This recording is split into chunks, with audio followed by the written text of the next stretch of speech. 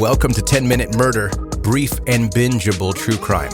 My name is Joe. I'm the host, and thank you for joining today. And sometimes, in this short time, before I start talking about the story of the day, the episode of the day, I'll say a little funny thing. Other times, it's more serious. Sometimes, it's all business. I get in, I get out. But today, just a quick PSA. A public service announcement for you Gen Zers that may not know what PSA stands for. And that PSA is, it is okay to repark your car. Let's say you're pulling into a spot at the Target near my house, and whoops, you're over the line, making it where the average-sized guy parked next to you. I'm the average-sized guy in this purely hypothetical situation, making it where I have to enter my vehicle on the passenger side because I can't open my driver's side door enough to squeeze in. It's not against the law to repark your car. I checked. You know you did a terrible job when you pulled in. I see it. You see it. We all see it. You can try again, as many times as it takes. Please repark. Hypothetical Joe had to ice his pulled groin from climbing across the console of his driver's seat. Wasn't prepared for that maneuver today. Okay, before we get going with your story today, this is your reminder to subscribe to 10-Minute Murder so that you'll always be able to find the show and never miss an episode. Especially if you're new here, make sure you hit the subscribe button at some point while you're listening to this episode. And connect with 10-Minute Murder on social media. If you happen to have friends, super happy for you that you have friends, make sure you let them know about 10-Minute Murder if you think they may be into brief true crime stories like the one you're going to hear today. Links are in the show notes of this episode as well as at 10minutemurder.com. Now to the story.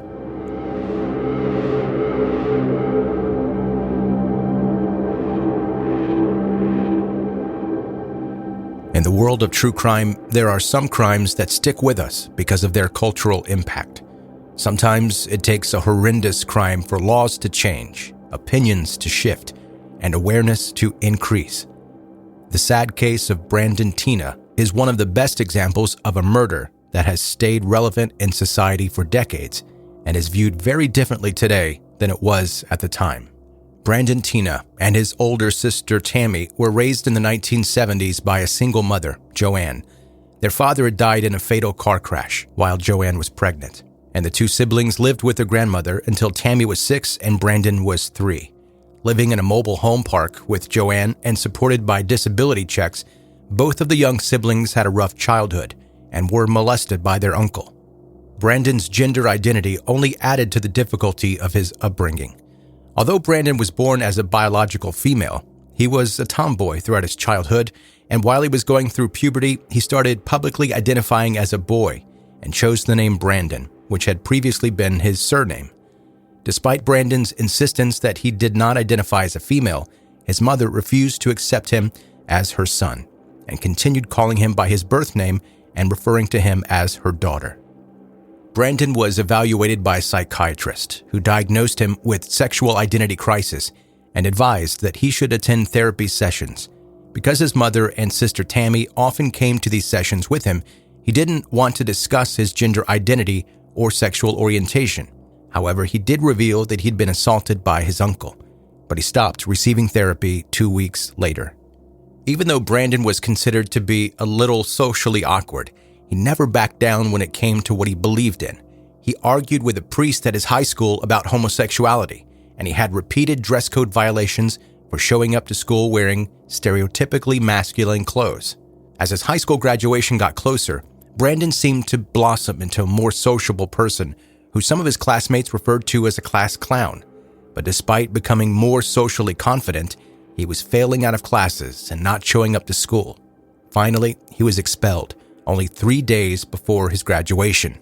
With Brandon's family still not accepting him and no high school diploma, he decided that it was time for a move. Presenting as a man, he relocated to Falls City, Nebraska, where he moved in with a friend, Lisa Lambert.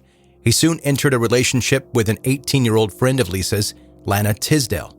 Through Lisa and Lana, he met 2 other men who he grew to consider as friends, Marvin Thomas Neeson, who was known as Tom, and John Lauder.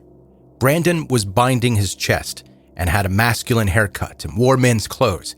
None of his new friends knew that he was transgender, but that all changed when he was arrested for forgery. When Brandon was caught forging checks, he was arrested, and because his sex was never legally changed, he was placed in the women's section while he waited for his bail to be paid. His girlfriend, Lana, paid his bail, which is how she learned that he was not a biological male.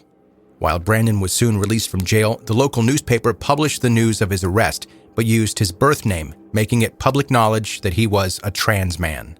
Tom and John, the two ex-convicts who Brandon had recently befriended, were not supportive of his identity.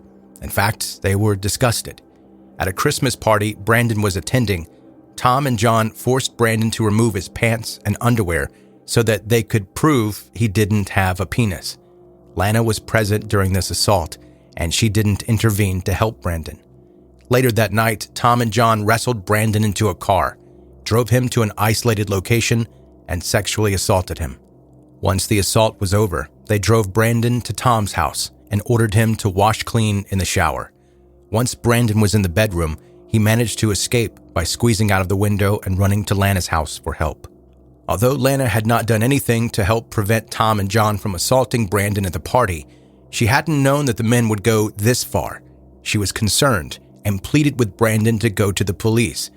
Brandon hesitated because Tom and John had threatened him to ensure that he would stay silent, but eventually he went to the police station to file a report.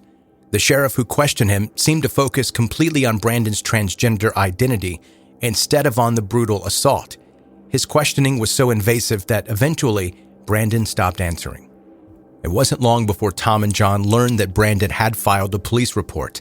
They were enraged that he had not kept silent and immediately began hunting him down. 3 days after the assault, Tom and John were questioned by the police, but the sheriff did not make an arrest. He gave the following reason for his decision, saying about Brandon, quote, "What kind of person was she? The first few times we arrested her, she was putting herself off as a guy." With Tom and John escaping the consequences of their actions, they were able to continue searching for Brandon to get their revenge. Several days later, Lisa Lambert woke up at 1 a.m. to a sound of somebody wandering around her house. 2 men entered her bedroom, Tom and John, who were demanding that she tell them where Brandon was. Lisa was concerned for Brandon's safety and gave nothing away. But after searching the house, the men found Brandon hiding under the bed. They asked Lisa if anyone else was in the home. She replied that a guest, Philip Devine, was staying there. Tom Neeson and John Lauder didn't hesitate. Execution style, they pulled out a gun and murdered Lisa Lambert, Philip Devine, and Brandon Teena. Lisa's toddler, who was unharmed, watched the murders take place. There was no additional motive for the murders of Philip and Lisa. They were shot spontaneously, purely because they had been witnesses to Brandon's killing. Although Philip and Lisa were motionless, Brandon was continuing to twitch. Tom grabbed a knife and stabbed Brandon's chest, making sure that he died before the 2 men left the house. With Brandon's police report naming them as his rapists, it didn't take long before they were connected to the crime, arrested, and charged with the murders of Brandon, Lisa, and Philip.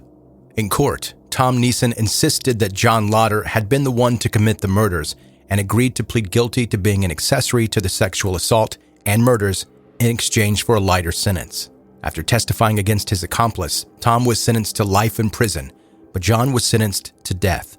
However, Tom didn't stand by his claims that John had been the one to commit the murders. In fact, in 2007, he took back his statement and even claimed that, in fact, he had been Brandon's murderer, while John had not killed anybody.